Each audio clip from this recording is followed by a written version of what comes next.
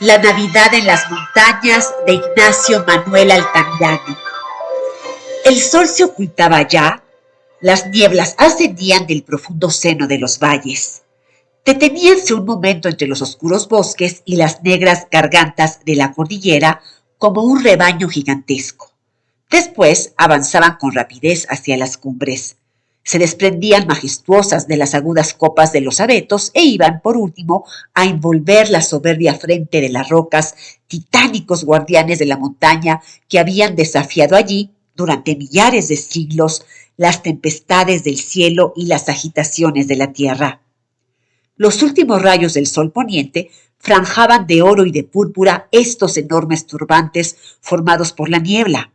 Parecían incendiar las nubes agrupadas en el horizonte, rielaban débiles en las aguas tranquilas del remoto lago, temblaban al retirarse de las llanuras invadidas ya por la sombra y desaparecían después de iluminar con su última caricia la oscura cresta de aquella oleada de pórfido. Los postreros rumores del día anunciaban por dondequiera la proximidad del silencio. A lo lejos, en los valles, en las faldas de las colinas, a las orillas de los arroyos, veíanse reposando quietas y silenciosas las vacaras. Los ciervos cruzaban como sombras entre los árboles en busca de sus ocultas guaridas. Las aves habían entonado ya sus himnos de la tarde y descansaban en sus lechos de ramas. En las rosas se encendía la alegre hoguera de pino y el viento glacial del invierno comenzaba a agitarse entre las hojas. La noche se acercaba tranquila y hermosa. Era el 24 de diciembre, es decir, que pronto la noche de Navidad cubriría nuestro hemisferio con su sombra sagrada y animaría a los pueblos cristianos con sus alegrías íntimas. ¿Quién que ha nacido cristiano y que ha oído renovar cada año en su infancia la poética leyenda del nacimiento de Jesús, no siente en semejante noche avivarse los más tiernos recuerdos de los primeros días de la vida?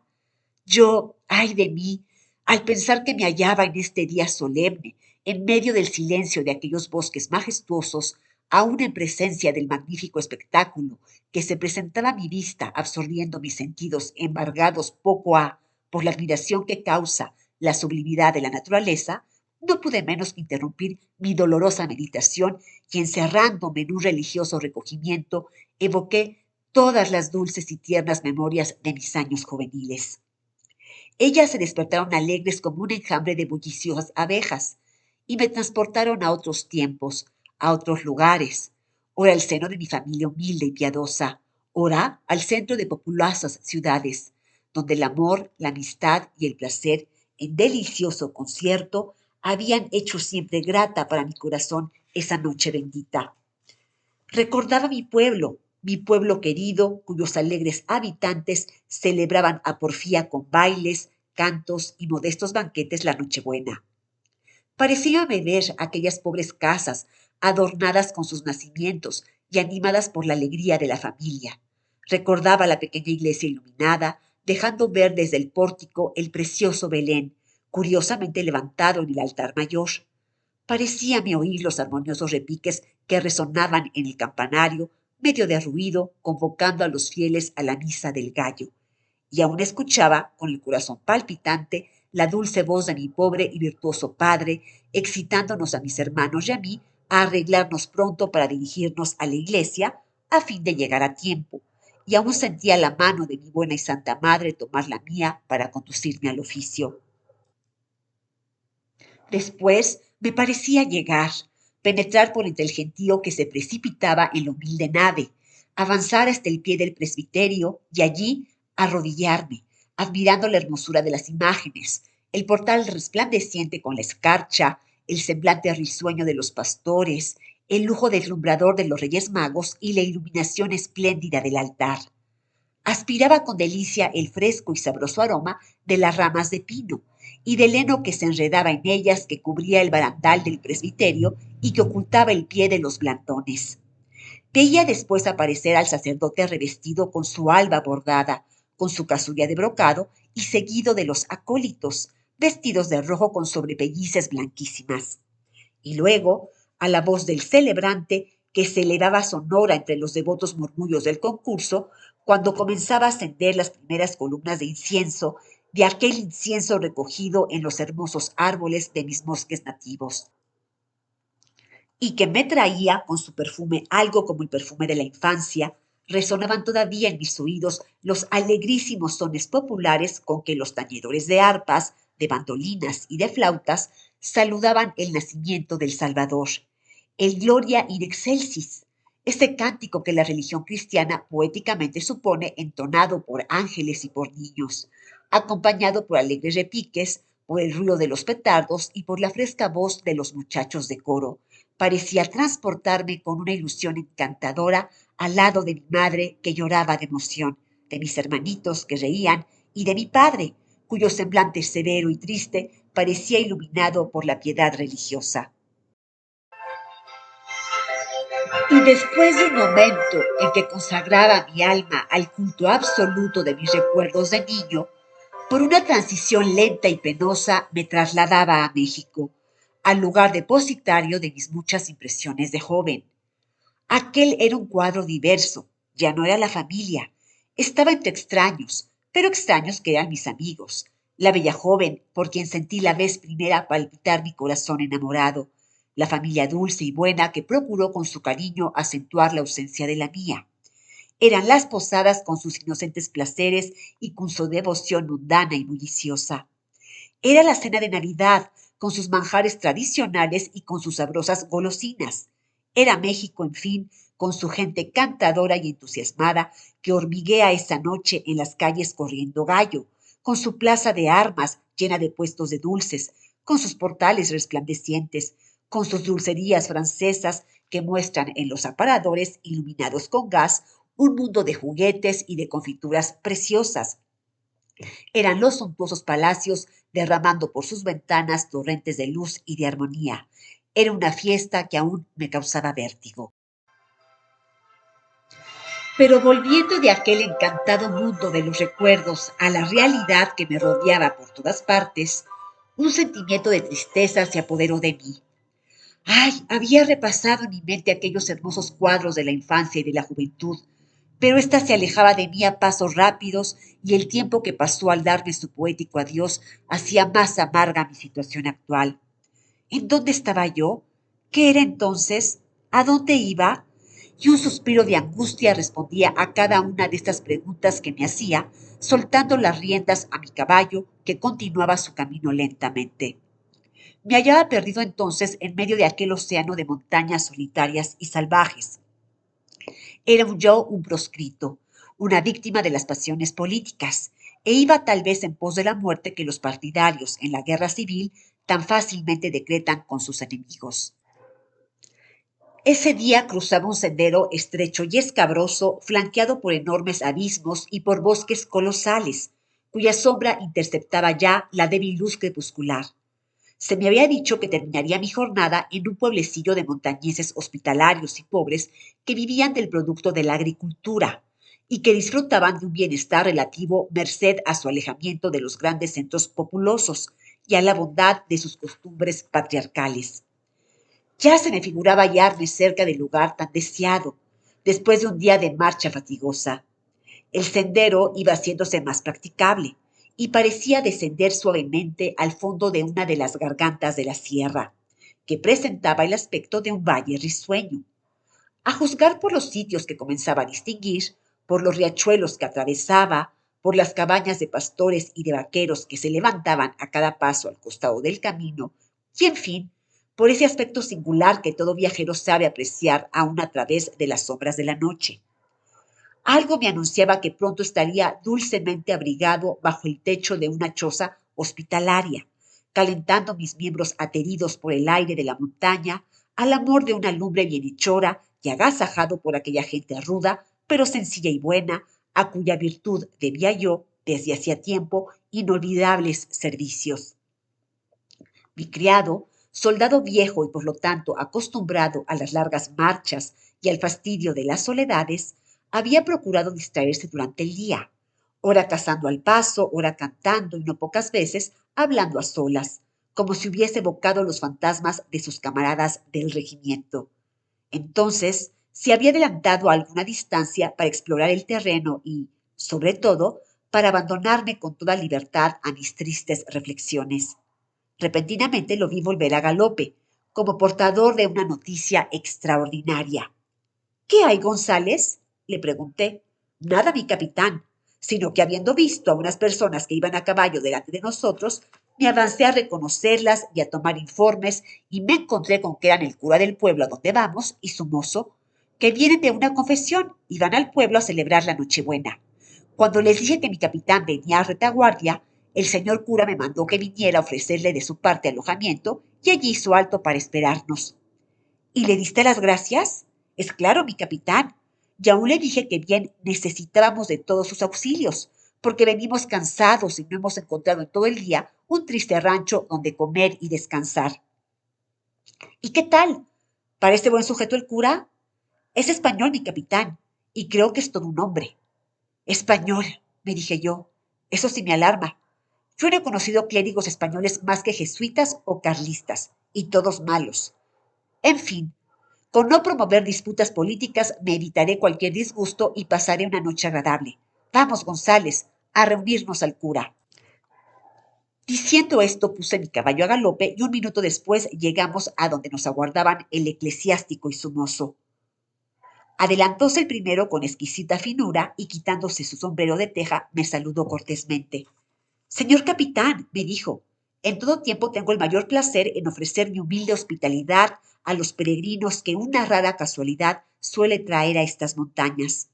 Pero en esta noche es doble mi regocijo, porque es una noche sagrada para los corazones cristianos y en la cual el deber ha de cumplirse con entusiasmo. Es la Nochebuena, señor. Di las gracias al buen sacerdote por su afectuosidad y acepté desde luego oferta tan lisonjera.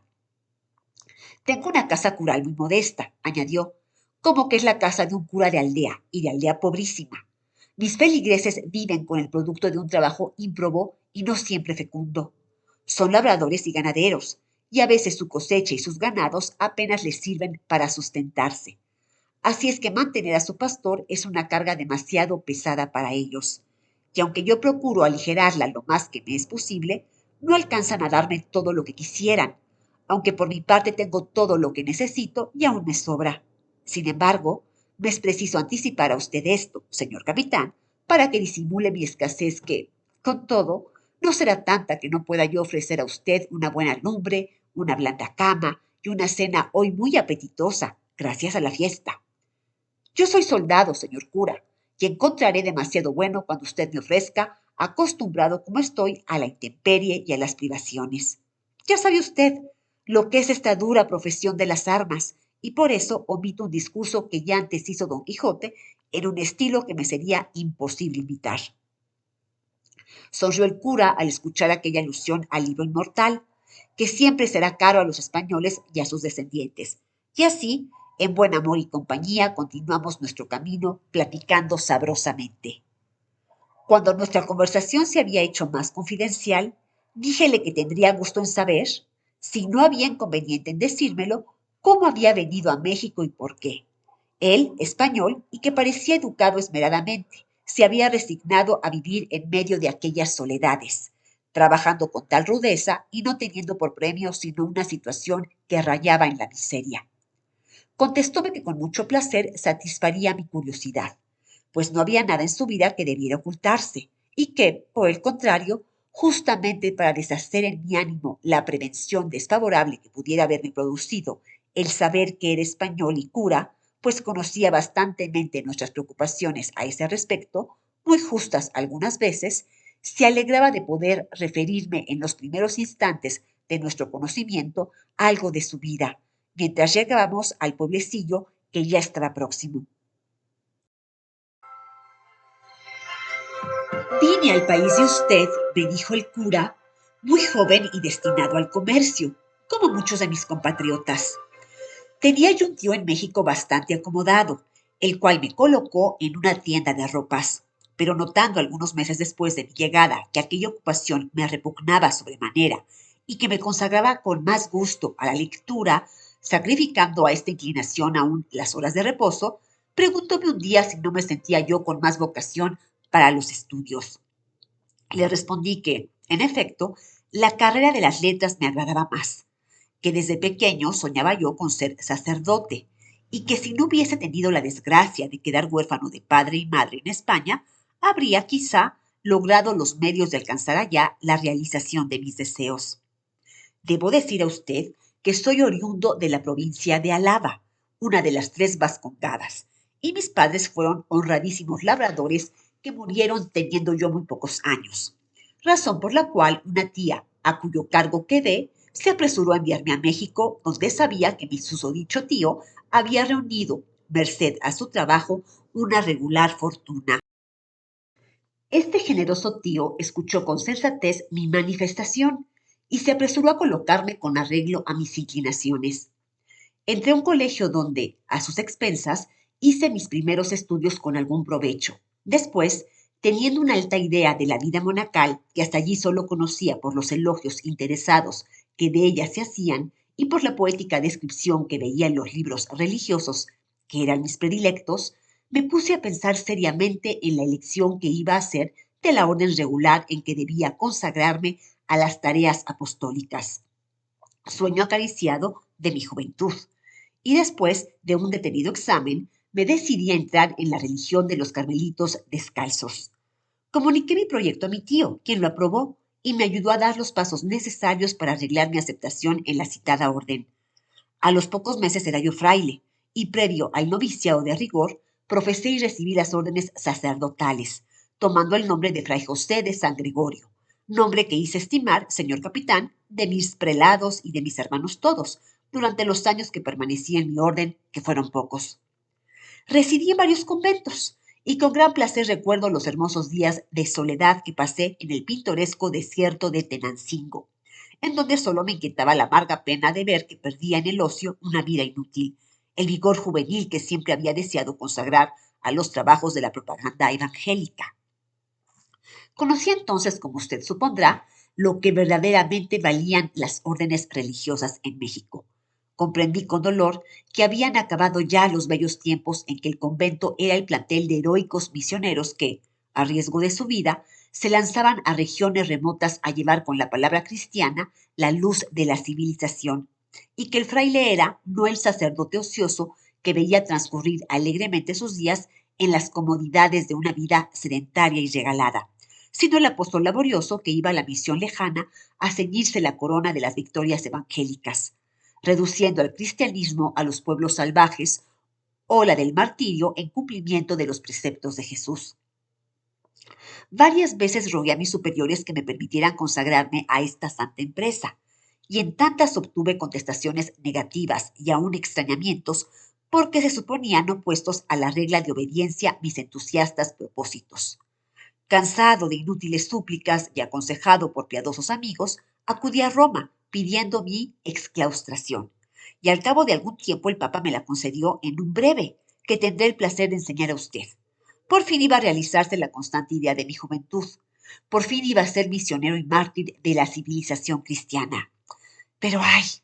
El breve pontificio llegó en un tiempo en que, atacado de una enfermedad que me impedía hacer largos viajes, solo me dejaba la esperanza de diferir mi empresa para cuando hubiese conseguido la salud.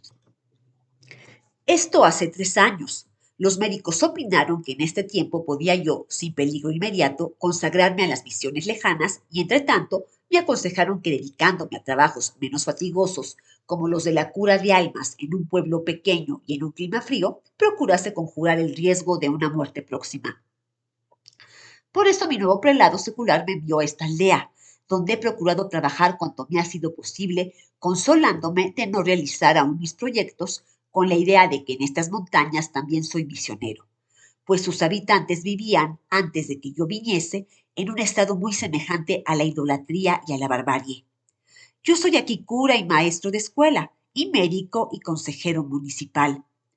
Dedicadas estas pobres gentes a la agricultura y a la ganadería, solo conocían los principios que una rutina ignorante les había transmitido, y que no era bastante para sacarlos de la indigencia en que necesariamente debían vivir, porque el terreno por su clima es ingrato y por su situación lejos de los grandes mercados no les produce lo que era de desear. Yo les he dado nuevas ideas, que se han puesto en práctica con gran provecho, y el pueblo va saliendo poco a poco de su antigua postración. Las costumbres, ya de suyo inocentes, se han mejorado. Hemos fundado escuelas que no había para niños y para adultos. Se ha introducido el cultivo de algunas artes mecánicas y puedo asegurar a usted que sin la guerra que ha asolado a toda la comarca y que aún la amenaza por algún tiempo, si el cielo se apiada de nosotros, mi humilde pueblecito llegará a disfrutar de un bienestar que antes se creía imposible.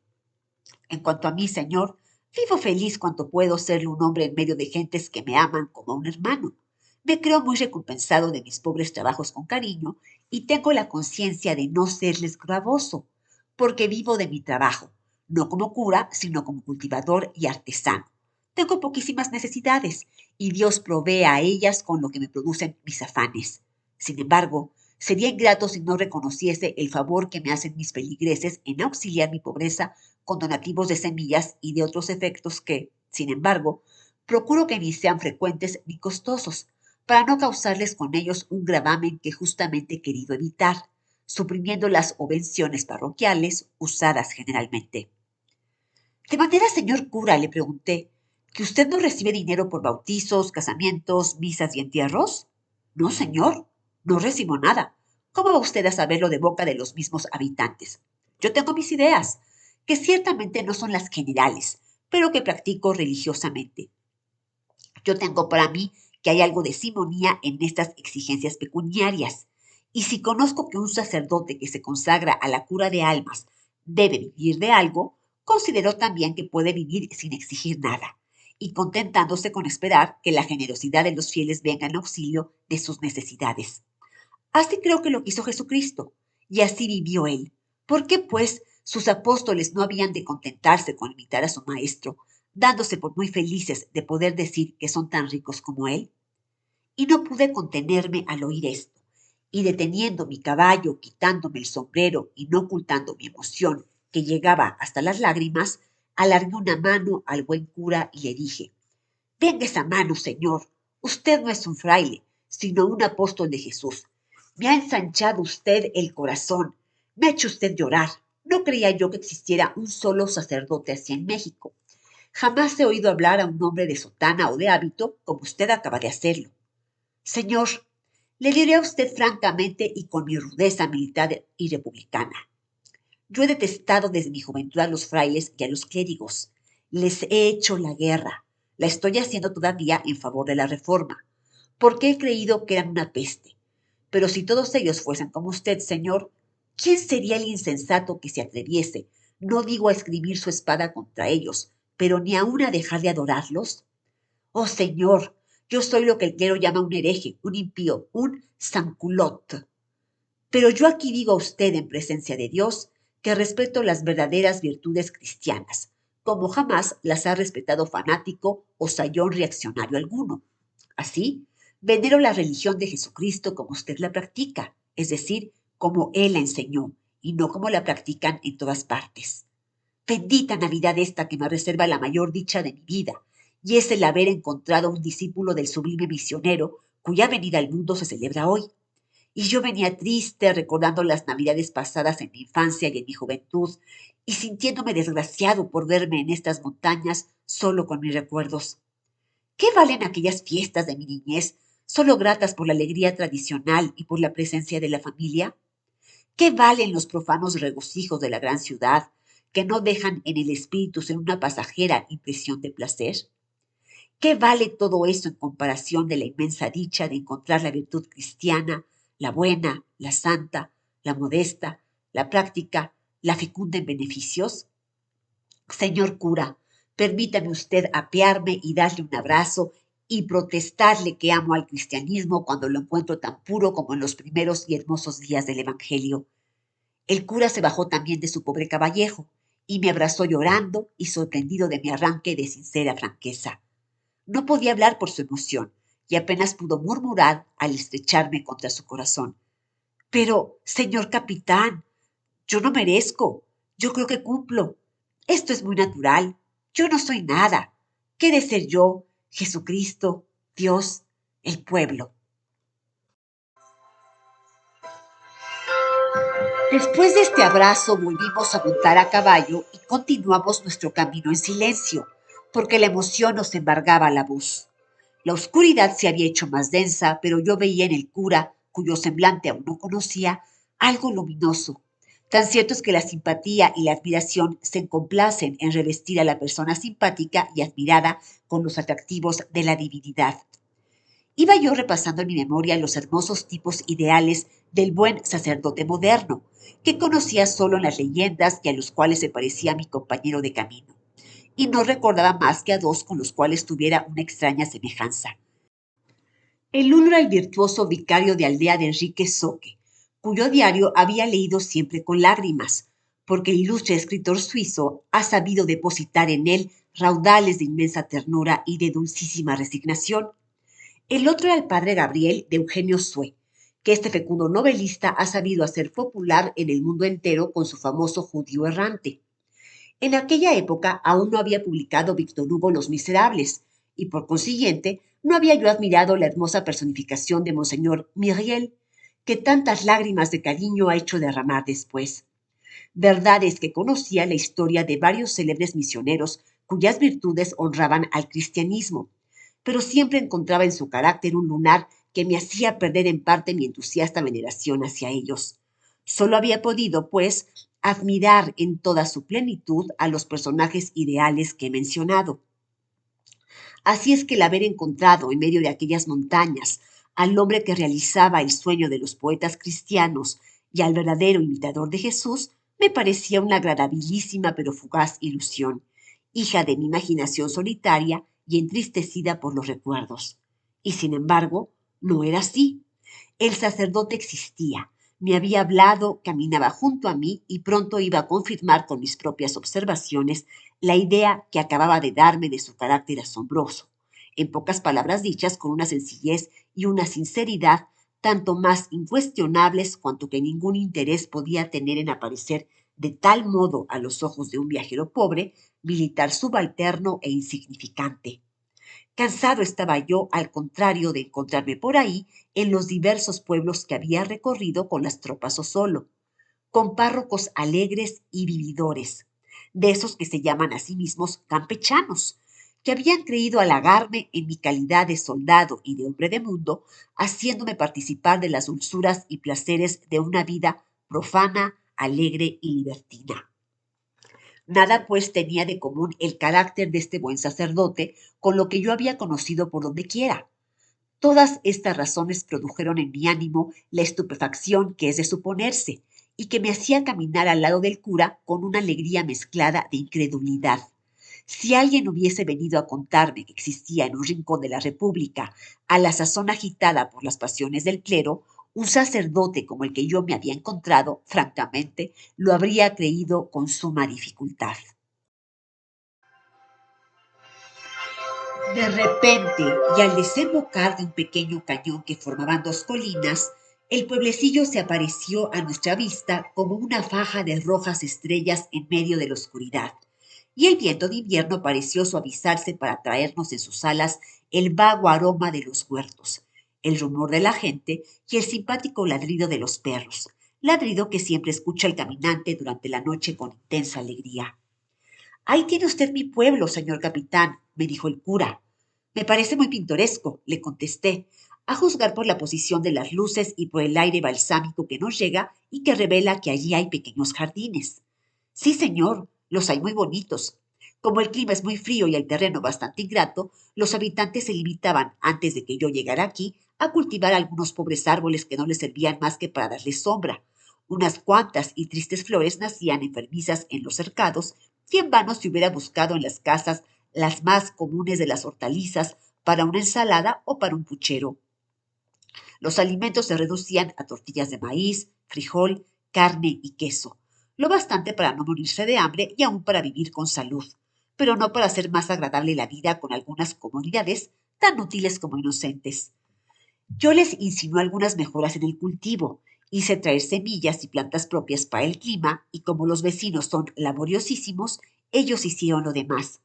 Jamás un hombre fue mejor comprendido que lo fui yo, y era de verse el primer año cómo hombres, mujeres, ancianos y niños, a porfía, Cambiaban el aspecto de sus casas, ensanchaban sus corrales, plantaban árboles en sus huertos y aprovechaban hasta los más humildes rincones de tierra vegetal para sembrar allí las más hermosas flores y las más raras hortalizas. Un año después, el pueblecito, antes árido y triste, presentaba un aspecto risueño. Hubiérase dicho que se tenía a la vista una de esas alegres aldeas de la Saboya o de mis queridos Pirineos, con sus cabañas de paja o con sus techos rojos de teja, sus ventanas azules y sus paredes adornadas con cortinas de trepadoras, sus patios llenos de árboles frutales, sus callecitas sinuosas pero aseadas, sus granjas, sus queseras y un gracioso molino. Su iglesita pobre y linda, si bien está escasa de adornos de piedra y de altivos pórticos, tiene en cambio en su pequeño atrio esbeltos y copudos árboles. Las más bellas parietarias enguirnaldan su humilde campanario con sus flores azules y blancas.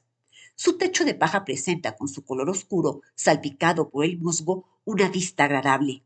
La cerca del atrio es un rústico enverjado formado por los vecinos con troncos de encina, en los que se ostentan familias enteras de orquídeas, que hubieran regocijado al buen barón de Humboldt y al modesto y sabio Bonpland. Y el suelo ostenta una rica alfombra de caléndulas silvestres, que fueron a buscarse entre las más preciosas de la montaña. En fin, señor, la vegetación, esa incomparable arquitectura de Dios, se ha encargado de embellecer esa casa de oración, en la que el alma debe encontrar por todas partes motivos de agradecimiento y de admiración hacia el Creador. De este modo, el trabajo lo ha cambiado todo en el pueblo, y sin la guerra, que ha hecho sentir hasta estos desiertos su devastadora influencia, ya mis pobres feligreses, menos escasos de recursos, habrían mejorado completamente de situación. Sus cosechas les habrían producido más, sus ganados, notablemente superiores a los demás del rumbo, habrían tenido más valor en los mercados, y la recompensa habría hecho nacer el estímulo en toda la comarca, todavía demasiado pobre. Pero, ¿qué quiere usted?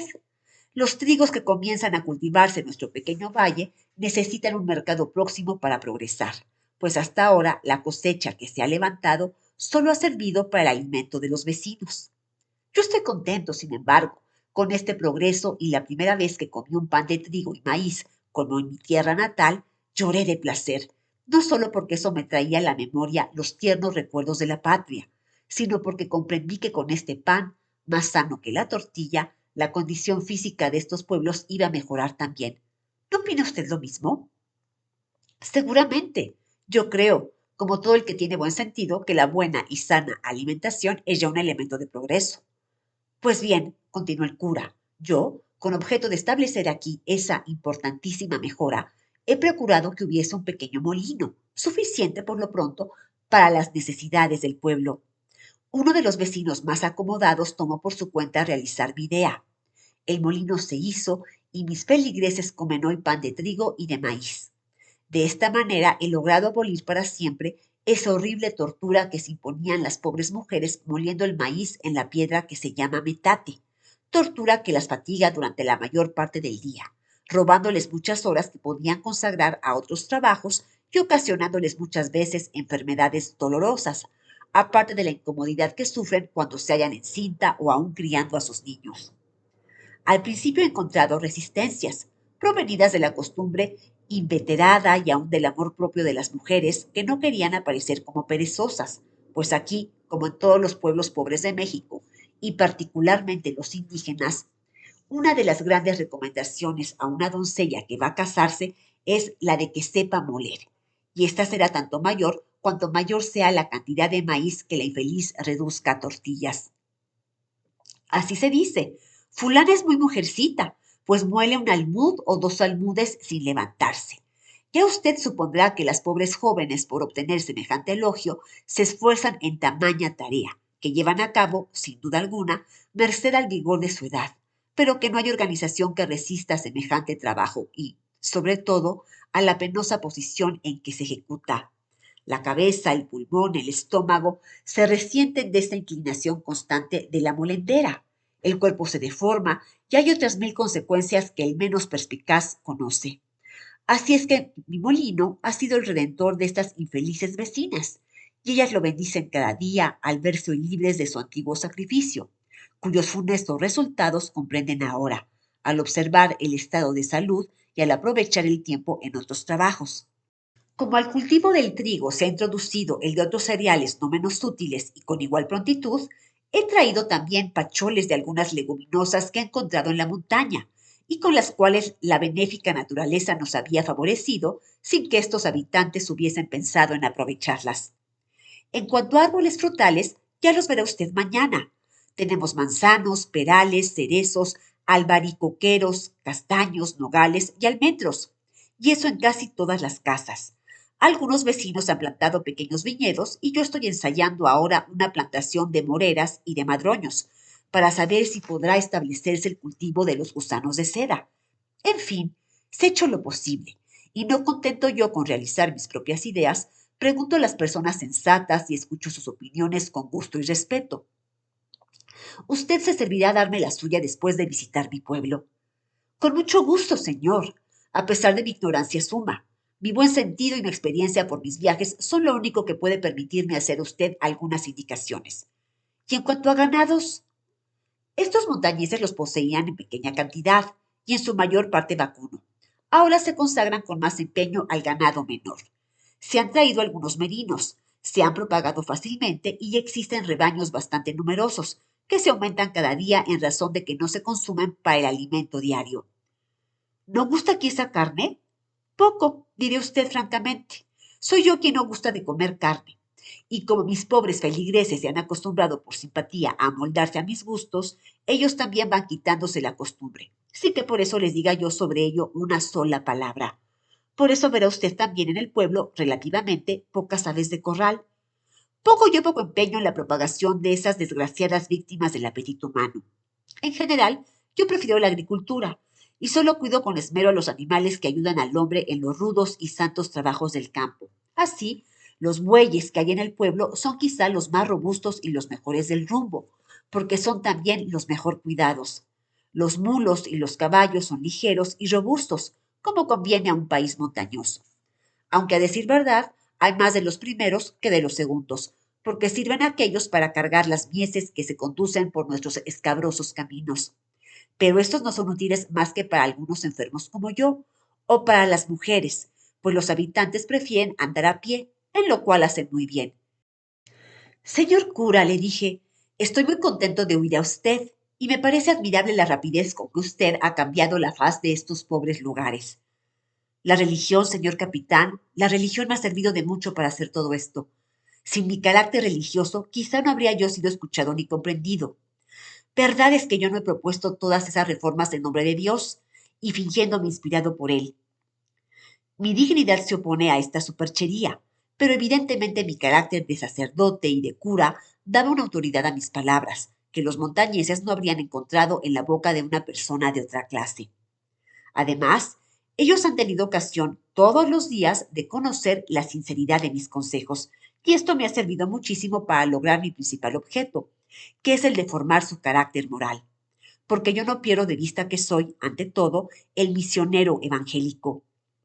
Solo que yo comprendo así mi cristiana misión. Debo procurar el bien de mis semejantes por todos los medios honrados. A ese fin debo invocar la religión de Jesús como causa, para tener la civilización y la virtud como resultado preciso. El Evangelio no solo es la buena nueva desde el sentido de la conciencia religiosa y moral, sino también desde el punto de vista del bienestar social. La bella y santa idea de la fraternidad humana en todas sus aplicaciones debe encontrar en el misionero evangélico su más entusiasta propaganda. Y así es como este apóstol logrará llevar a los altares de un Dios de paz a un pueblo dócil, regenerado por el trabajo y por la virtud, al campo y al taller a un pueblo inspirado por la idea religiosa que le ha impuesto, como una ley santa, la ley del trabajo y de la hermandad. Señor cura, volvió a decir entusiasmado, usted es un demócrata verdadero. El cura me miró sonriendo a la luz de la primera fogata que los alegres vecinos habían encendido a la entrada del pueblo y que atizaban a la sazón 3 chicuelos. ¿Demócrata o discípulo de Jesús? ¿No es acaso la misma cosa? Me contestó. Oh, tiene usted razón, pero no es así como se piensa allá en otras partes. Dios mío, qué bendita Navidad esta que me ha hecho encontrar lo que me había parecido un sueño de mi juventud entusiasta.